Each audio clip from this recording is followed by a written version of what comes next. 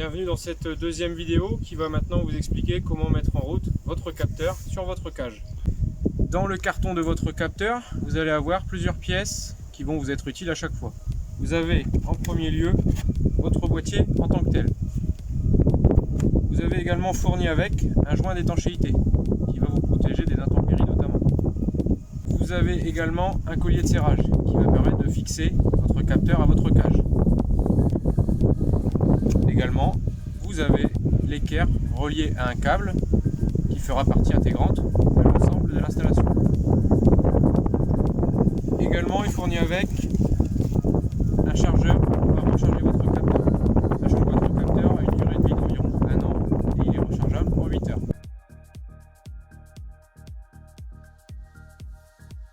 Voici à quoi va ressembler votre installation une fois terminée.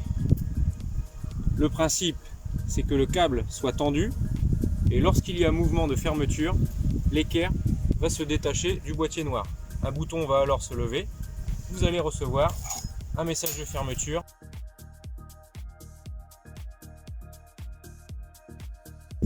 Donc en premier lieu, je vais venir allumer mon boîtier. Mon boîtier a 2 boutons on-off. Donc le premier, ça va être au dos du capteur. Vous avez une petite encoche qui va vous permettre d'ouvrir le couvercle. Le bouton on-off se situe près de la carte SIM. J'enclenche le bouton vers la position on. Je referme mon capteur. Et en deuxième lieu, le deuxième bouton se trouve près du voyant de la batterie. Je viens ouvrir la petite trappe. Et avec le petit bouton, on va venir rester appuyé 5 secondes. 1, 2, 3, 4, 5. Vous avez alors le voyant batterie qui s'allume. La recherche de réseau est en train de s'effectuer. Vous refermez. Et voilà pour l'allumage.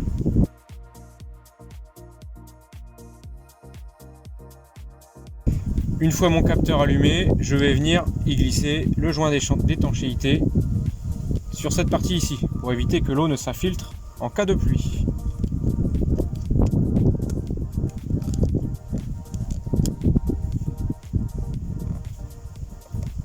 Voilà, maintenant il n'y a plus qu'à l'installer sur sa cage.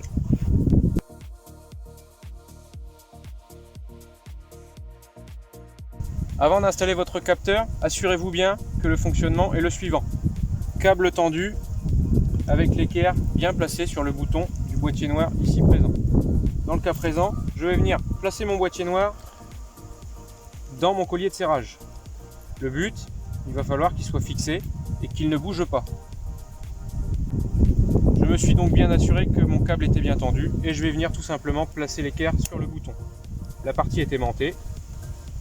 L'installation est prête.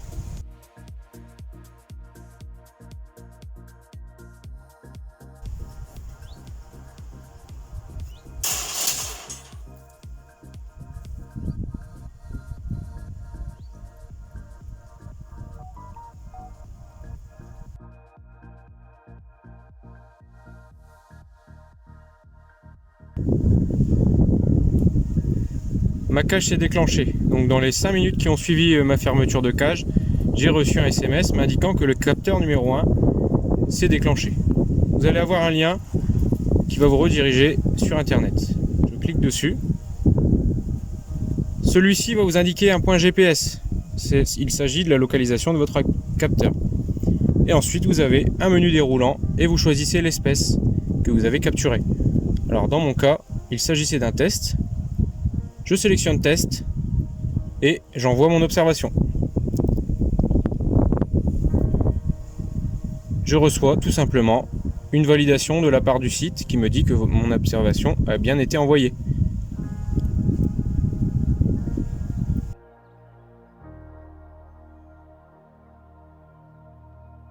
Alors, petit rappel sur la réglementation une fois votre capteur installé sur votre cage.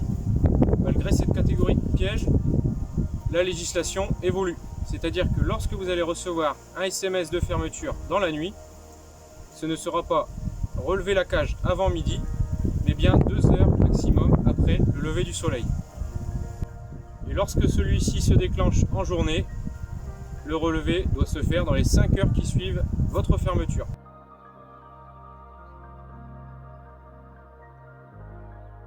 Alors l'avantage de ce capteur, c'est qu'on va pouvoir l'adapter à plusieurs types de pièges. Je vais vous montrer par exemple la boîte jardinée. Vous voyez par exemple pour une boîte jardinée, vous pouvez modifier le système. Le tout, c'est que l'équerre se sépare du boîtier lorsqu'il y a déclenchement, encore une fois. J'ai raccourci le câble et le principe, encore une fois, reste le même. Démonstration.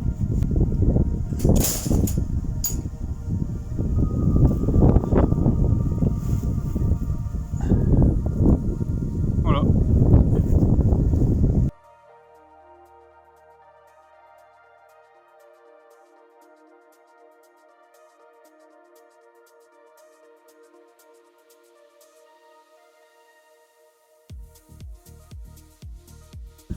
Voilà pour les explications concernant votre capteur. Maintenant, c'est à vous de jouer, en souhaitant de belles prises dans vos cages et surtout réussite tout au long de l'année. Merci pour le visionnage.